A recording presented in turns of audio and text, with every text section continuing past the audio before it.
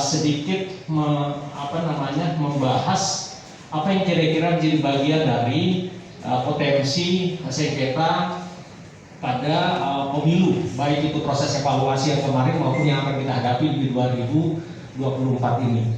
Nah, ada catatan terkait dengan peran dan fungsi atau kewenangan yang diatur oleh Undang-Undang 7/2017, misalnya di pasal 469 menjelaskan bahwa putusan adjudikasi Bawaslu mengenai penyelesaian sengketa proses pemilu merupakan putusan yang bersifat final. Ya, di titik ini semua orang sepakat dengan itu karena sudah Bapak Ibu lalui dan lewati dan bahkan sudah pernah menangani penanganan sengketa ya sampai pada putusan. Tapi harus diingat bahwa ternyata kewenangan itu membatasi tiga hal, ya. Membatasi tiga hal. Yang pertama adalah soal verifikasi partai politik peserta pemilu. Kemudian yang kedua adalah penetapan daftar calon tetap anggota DPR, DPD, DPRD provinsi, DPRD kabupaten kota, dan yang ketiga adalah penetapan pasangan calon. Dan kita tahu semua Bapak Ibu masih banyak yang menyisakan persoalan sejak pemilu 2019 dan pilkada 2020 terkait dengan tiga hal ini, karena dia masih ada setelah ada putusan adjudikasi di level Bawaslu itu masih bisa digugat ke Pengadilan Tata Usaha Negara Tinggi Negara. Coba kita lihat slide berikut. Saya kira ini harus menjadi pengalaman kita meskipun saya tidak berangkat dari hasil apa yang kira-kira menjadi catatan atau kasus per kasus yang muncul di Sulawesi Utara. Saya coba melakukan analisis media atas apa yang menjadi pemberitakan tugas-tugas Bawaslu secara rasional. Yang pertama adalah karena berkaitan dengan tiga hal. Nah, saya ingin menjadikan ini sebagai basis dasar kita untuk bagaimana menghadapi pemilu 2024 dan pilkada 2024. Studi kasus soal verifikasi partai politik Partai Bulan Bintang. Bapak Ibu semua, kita tahu bersama bahwa sejak putusan Mahkamah Konstitusi tahun 20 Maret, salah satu putusan dari Mahkamah Konstitusi adalah salah satunya adalah dihilangkan atau ditiadakannya verifikasi partai politik secara faktual untuk 10 partai politik yang telah lolos parliamentary threshold atau yang telah lulus ambang batas parlemen, dan itu adalah 10 partai. Dan tahu tidak Bapak Ibu, sekarang sementara ada pengajuan gugatan dari Partai Bulan Bintang juga, ya, atas putusan MK. Meskipun sebetulnya secara tersirat putusan MK ini adalah putusan yang kira-kira maksudnya adalah untuk memperkuat sistem presidensial. Semakin sedikit partai politik akan semakin menguatkan situasi atau stabilitas politik nasional atau stabilitas politik negara. Itu semangat itu mungkin bisa saja beberapa orang menyetujui itu. Tapi problemnya adalah ketika semua orang diberikan diberikan kebebasan dalam hal pendirian partai politik, itu menjadi problem. Karena ada pengecualian khusus partai politik baru yang mendaftar dan sudah punya Kemenkumham, di Kemenkumham tidak bisa langsung serta-merta menjadi partai politik, ya, peserta pemilu, karena harus melalui proses verifikasi administrasi dan faktual, kecuali 10 partai politik. Nah, kendalanya adalah, ya Bapak Ibu, bukan tidak mungkin ketika verifikasi partai politik berlangsung sejak tahun 2022 akhir ini sampai dengan 2023, paling mungkin akan terjadi kasus Partai Bulan Bintang di pemilu 2019. Dan ini adalah titik potensi sengketa yang bisa saja berlangsung, karena kita berangkatnya dari kasus PBB ketika verifikasi faktual tahun 2018 di salah satu kabupaten Manokwari Selatan tidak memenuhi syarat oleh KPU RI dinyatakan tidak memenuhi syarat sebagai peserta pemilu. Tapi apa yang kemudian terjadi ketika PBB mengajukan sengketa proses administrasi faktual ini yang dipersoalkan, akhirnya oleh Bawaslu diputuskan dia menjadi peserta pemilu dan langsung diputuskan oleh KPU sebagai peserta pemilu tanpa dilakukan gugatan kembali pengajuan kembali ke PT UN. Tidak ada pengajuan atau tidak ada gugatan dari peserta, kemudian tidak ada pengajuan dari pihak-pihak yang bisa untuk mengajukan gugatan penanganan sengketa, maka ini akan berujung di di MK, dan akhirnya bisa dibayangkan Bapak Ibu, salah satu di kasus Bovendigul ini yang Yusak ini yang sebelumnya harus menjadi pemenang, akhirnya tetap dihitung tidak diskualifikasi dari calon bupati dan harus dihitung bahwa yang bersangkutan belum melewati masa jeda 5 tahun. Yang kasus kurang lebih serupa pada Pilkada 2010 kita di Sulawesi Utara. Nah, kemudian Manado. Ya, Sulawesi Utara juga ada. Kemudian berikut kita lihat slide berikut. Nah, ini yang paling sampai hari ini Sabu Raijua ini harus diikutkan satu-satunya daerah pada Pilkada 2024, karena tidak ada yang kemudian bisa dipastikan apakah wakil bupatinya bisa dilantik atau tidak, karena Pak Oreng yang menjadi pemenang karena dianggap sebagai orang yang berwarga negara, calon yang berwarga negara asing Amerika Serikat yang didiskualifikasi karena kedutaan besar Amerika mengirim surat ke Bawaslu RI, yang akhirnya kemudian itu diputuskan yang bersangkutan telah membohongi penyelenggara pemilu di saat verifikasi pencalonan. Ya, ini bagi saya agak menarik karena bisa yang bersangkutan membawa KTP warga negara Indonesia. Beliau punya KTP WNI, kita tahu semua dari kajian teman-teman pimpinan Bawaslu tahu ini.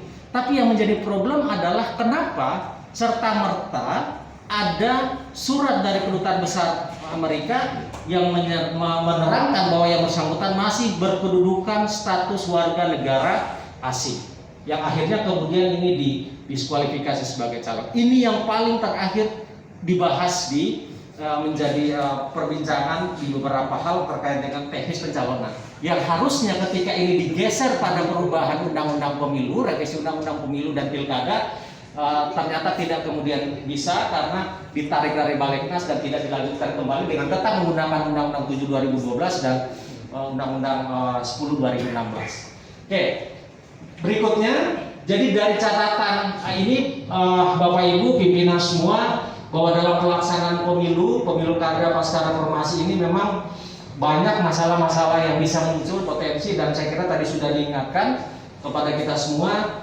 Dan ada satu hal yang menurut saya juga meskipun itu tidak menjadi bagian dari 3 yang masih bisa untuk diajukan ke PT UN, ya, verifikasi partai politik tadi, kemudian pencalonan, sama yang satu terakhir, salah satunya adalah yang paling dekat. Kita kalau mungkin bicara soal tadi yang disinggung oleh Pak Waludin tadi, potensi dalam hal pendaftaran pemilih, bagi saya itu adalah hal yang langsung berkaitan antara KPU, Bawaslu dan pemilih. Tapi kalau sudah berkaitan dengan peserta pemilu, pasti akan ada dampak hukum yang luar biasa. Termasuk di dalamnya adalah hal-hal yang berkaitan dengan nasib peserta pemilu yang menjadi potensi menjadi pemenang pemilu di 2024 dan 2020. Saya mengingatkan adalah soal penataan dapil. Nah, ini sebagai pengalaman kami, pekerjaan kami di KPU, yang kami amati adalah masih lemahnya teman-teman di pengawasan dalam rangka untuk memastikan apakah prinsip-prinsip penyusunan daerah pemilihan itu dikawal dengan ketat, ya. Karena catatan dari SPD, ya, Serikat Pemilu dan Demokrasi, yang Pak Agus Melas direkturnya, itu di tahun 2019 Sulawesi ada 54 kasus daerah pemilihan yang tidak menerapkan prinsip integritas wilayah atau prinsip penyatuan wilayah. Dan kita di Sulawesi Utara ada 2 catatan. Saya menyadari itu karena waktu itu kami masih bertugas.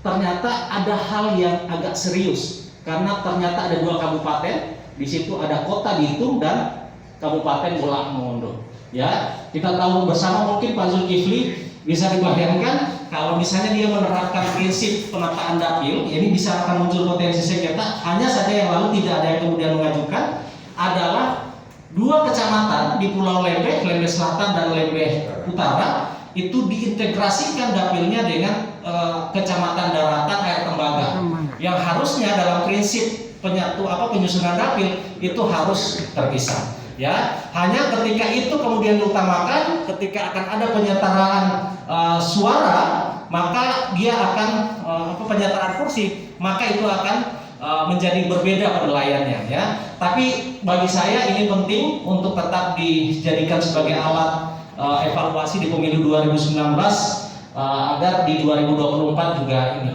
ya. Nah, ini yang hal-hal yang penting bagi saya terkait soal pencalonan, verifikasi partai politik, dan yang terakhir adalah soal daerah pemilihan. Tapi saya tidak mengambil itu sebagai satu hal penting dalam pembahasan ini. Nasib peserta pemilu yang menjadi potensi menjadi pemenang pemilu di 2024 dan 2020 adalah, saya mengingatkan, adalah soal penataan dapil. Nah, ini sebagai pengalaman kami, pekerjaan kami di KPU, yang kami amati adalah masih lemahnya teman-teman di pengawasan dalam rangka untuk memastikan apakah prinsip-prinsip penyusunan daerah pemilihan itu dikawal dengan ketat, ya.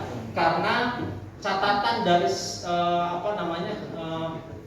SPD, ya, Serikat Pemilu dan Demokrasi, yang Pak Agus Melas direkturnya, itu di tahun 2019 Sulawesi ada 54 kasus daerah pemilihan yang tidak menerapkan prinsip integritas wilayah atau prinsip penyatuan wilayah. Dan kita di Sulawesi Utara ada 2 catatan. Saya menyadari itu karena waktu itu kami masih bertugas. Ternyata ada hal yang agak serius, karena ternyata ada 2 kabupaten. Di situ ada Kota Bitung dan Kabupaten Pulau Mongondo. Ya, kita tahu bersama, mungkin Pak Zulkifli bisa dibayangkan kalau misalnya dia menerapkan prinsip penataan dapil, ini bisa akan muncul potensi sengketa. Hanya saja yang lalu tidak ada yang kemudian mengajukan adalah 2 kecamatan di Pulau Lembeh, Lembeh Selatan dan Lembeh Utara itu diintegrasikan dapilnya dengan kecamatan Daratan Air Tembaga, yang harusnya dalam prinsip penyusunan dapil itu harus terpisah, ya. Hanya ketika itu kemudian diutamakan, ketika akan ada penyetaraan suara, maka dia akan penyetaraan kursi, maka itu akan menjadi berbeda penilaiannya, ya. Tapi bagi saya ini penting untuk tetap dijadikan sebagai alat evaluasi di pemilu 2019 agar di 2024 juga ini, ya. Nah, ini yang hal-hal yang penting bagi saya terkait soal pencalonan, verifikasi partai politik, dan yang terakhir adalah soal daerah pemilihan. Tapi saya tidak mengambil itu sebagai satu hal penting dalam pembahasan ini, karena tidak menjadi kewenangan ketika ada masalah kemudian sampai diajukan ke PT UN. Saya kira itu saja sebagai pengantar, ya, karena saya pikir Bapak Ibu lah yang paling mengerti atas apa yang menjadi bahan pekerjaan di lapangan. Saya hanya ingin mereview, mengingatkan saja apa yang kira-kira boleh menjadi bahan diskusi kita semua. Karena secara teknis, secara aturan, apalagi penguasaan hukum, Bapak Ibu dengan gelar SHMH sudah punya pengalaman untuk itu. Saya kira itu saja sebagai pengantar. Mohon maaf jika ada yang kurang, saya kembalikan ke moderator. Ya, boleh Bos Meriam buat. Silakan. Ada pengalamannya adalah pilkada. Maka bagi saya adalah dengan pengalaman 2020, kalau kemudian yang mudah-mudahan pandemi ini berakhir tahun ini misalnya begitu, karena Pak Jokowi sudah bilang bahwa kita harus sesuai dengan situasi endemik, maka potensi 2024 bisa saja muncul, ya, apalagi ada informasi varian virus flu burung yang baru dan sebagainya. Maka hal yang tidak mungkin adalah 2020 akan kita lakukan. Tapi begini, saya sering berdiskusi dengan teman-teman Bawaslu seperti ini. Jangan sampai kemudian kita mendahulukan pengawasan prokes daripada substansi teknis pengawasan dilakukan oleh teman-teman Bawaslu. Karena sesungguhnya prokes itu ada satgasnya. Sesungguhnya prokes itu ada orang yang bertugas dan berwenang untuk melakukan itu. Tapi terkait dengan misalnya ada pelanggaran-pelanggaran serius dalam masa kampanye, ya itu yang harusnya lebih diutamakan. Meskipun sebetulnya diingatkan juga oleh oleh Bawaslu, ya, bahwa urusan prokes ini juga harusnya tetap menjadi domain dan teman-teman Bawaslu. Tapi saya kira yang paling harus diutamakan adalah apa yang menjadi problem teknis dalam pengawasan pemilu. Itu yang akan jauh lebih penting ya, karena kewenangan itu ada di tim Satgas. Kemudian tadi Pak Zulkifli saya kira betul, ini juga yang agak abai. Saya sempat membaca ini berulang-ulang sejak selesai masa bekerja sebelumnya, bahwa memang betul di satu sisi terpenuhi syarat integritas wilayahnya dengan kita memisahkan antara pulau dan daratan dalam satu dapil. Ya, tapi akan menjadi tidak terpenuhi kesetaraan nilai suara dari setiap alokasi kursi di setiap dapil. Nah, saya setuju itu, karena salah satu syarat itu tidak boleh tidak ada yang terpenuhi. Tapi dari 7, ya kita ambil yang paling maksimal syarat yang terpenuhi. Itu juga yang kemudian menjadi dasar. Ya, tapi mudah-mudahan begini, saya mau tambahkan di luar dari soal pertimbangan itu. Kita harus boleh tidak untuk saya mewacanakan begini. DP4 kita itu kan basis data pemutakhiran daftar pemilih DP4. Ya, kan namanya saja disebut sebagai daftar potensial pemilih pemilu. Nah, jadi DP4 ini yang kemudian dijadikan dasar, dimutakhirkan, dikombinasikan disinkronisasi dengan DPT terakhir, akhirnya dapatlah DPT yang akan kita gunakan dalam pemilu. Nah, tapi ada satu sumber data di luar DP4 yang menjadi sumber data yang sumbernya dari Kemendagri. Apa itu? DAK2, data agregat kependudukan per kecamatan, yang digunakan sebagai dasar penyusunan dapil dan alokasi kursi. Pertanyaannya adalah begini, rata-rata DP4 yang dari Kemendagri di setiap dimutakhirkan oleh KPU dan diawasi oleh teman-teman Bawaslu, itu ada pengurangan 10-20% jumlah pemilih ketika sudah ditetapkan sebagai DPT. Contoh, Kota Manado, jumlah pemilihnya ya dari DP4 itu hampir menyentuh angka 400.000, 398.000. Tapi ketika dimutakhirkan dapatlah DPT 360. Ada selisih 20-30.000 pemilih yang telah hilang. Artinya ya sudah tidak memenuhi syarat. Sementara data DAK2 itu sumbernya juga sama dari DP4, hanya dia diambil keseluruhan penduduk, tidak hanya potensial pemilih, tapi keseluruhan. Maka ketika itu dibawa di satu dapil dan dijadikan dasar penghitungan kursi, maka yang terjadi adalah bisa saja ada potensi kursi hantu. Maksudnya adalah harusnya satu kursi di satu dapil itu hitungannya katakanlah 20.000 penduduk. 20.000 penduduk ini bisa memperoleh kurang lebih 3 kursi misalnya. Atau misalnya perhitungannya adalah katakanlah 6 kursi. 6 kursi ini kalau misalnya 20.000 ini kita mutakhirkan DAK2-nya, ternyata hanya dapat sampai dengan 15.000 penduduk yang asli. Artinya setelah diverifikasi, setelah dicopet dapatnya 15.000. Berarti itu hanya misalnya bisa ada 5 atau 4 kursi. Nah, berarti ada 2 kursi hantu yang dimasukkan di sana. Nah, saya mau menyampaikan begini ke sahabat-sahabat semua, ke teman-teman semua, kawan-kawan, bahwa masalah alokasi dapil dan kursi ini harus betul-betul kita cermati di KPU. Karena kalau kemudian kita tinggal menyetujui saja, maka ya KPU kan begini, dia hanya akan bisa melaksanakan prosedur-prosedur administratif apa yang diatur oleh PKPU. Sementara ada saja di dalam prosedur administratif itu yang tidak sesuai dengan makna atas apa penyelenggaraan pemilunya, termasuk tadi bagaimana kemudian kita menghasilkan kursi yang berkualitas dari seorang pemimpin ketika terpilih. Maka pastikan DAK2-nya harus kita telusuri. Hanya kan undang-undang termasuk PKPU, termasuk mungkin juga di Bawaslu tidak mengatur secara spesifik apakah perlu ada verifikasi atau pemutakhiran DAK2 begitu. Nah, sementara itu adalah untuk memastikan biar ada efisiensi biaya negara atas penambahan jumlah kursi dan sebagainya. Nah, saya kira ini bahan wacana saja diskusi kita, bagaimana kemudian ini boleh dijadikan sebagai masukan ke KPU, termasuk mungkin juga ke Bawaslu RI, potensi pengawasan dan bisa saja kalau kemudian itu digugat ya berdasarkan keputusan KPU di penanganan sengketa, kita tahu bersama bahwa ini masuk soal yang agak serius. Itu kira-kira Pak Zulkifli terkait dengan itu. Ya, saya setuju dengan apa yang disampaikan di awal. Memang tidak bisa digabungkan soal dapil karena hitungan kesetaraan kursinya masih di bawah. Kemudian berikutnya dari Pak Ketua Pak Rocky, ya kita tidak tahu ya, karena kan kita berharap sejak 2020 awal kemarin 2019 akhir ketika Badan Legislasi Nasional mengajukan Undang-Undang 7 2017 dan Undang-Undang 10 2016 untuk direvisi, ternyata itu kan kemudian di pending, dianulir dan tidak masukkan oleh Balegnas dalam agenda penyempurnaan Undang-Undang Pemilu.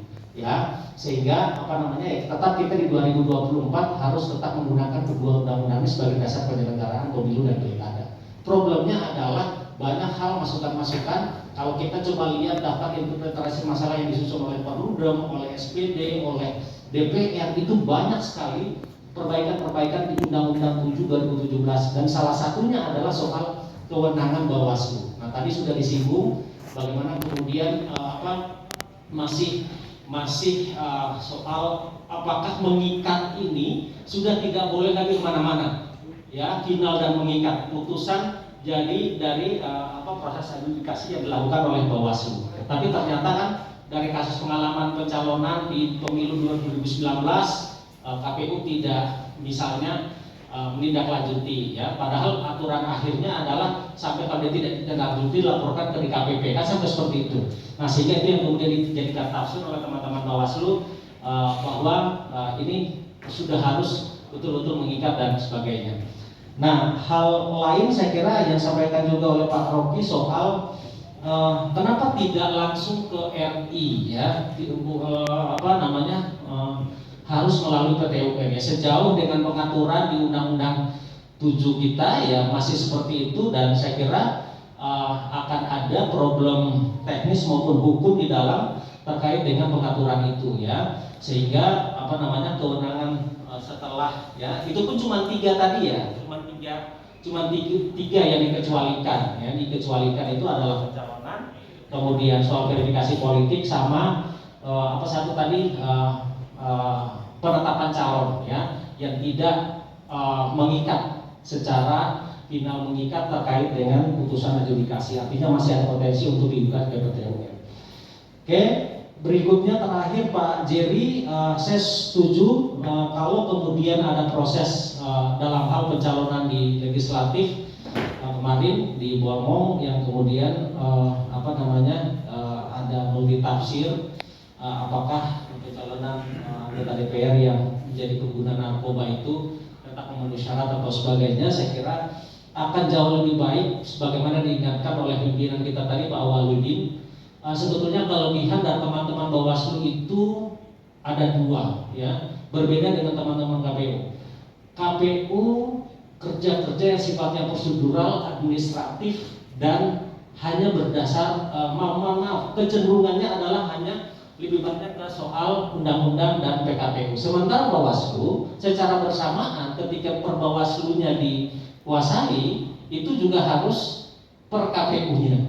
Nah, jadi kedalaman pengetahuan dan celah hukum akan jauh lebih baik ketika kita akan menyelesaikan satu masalah penanganan pemilu di kabupaten kota kalau kita menjalankan fungsi-fungsi pengetahuan organik kita terkait dengan penyelenggara pemilu, sehingga kompleksitas masalah yang kita hadapi bisa diselesaikan secepatnya. Tentu ya tidak ada cara lain, mekanisme koordinasi konsultasi itu harus tetap jalan, ya. Bagaimana kemudian kita memutuskan satu perkara yang agak rumit begitu untuk diputuskan. Saya kira itu bahan diskusinya, tidak serta-merta untuk menjawab, tapi apa yang kira-kira kita saling menguatkan sebagai bagian dari membuat lebih produktif, ya, penyelenggaraan pemilu kita di 2024. Saya kira itu Pak Wain, terima kasih.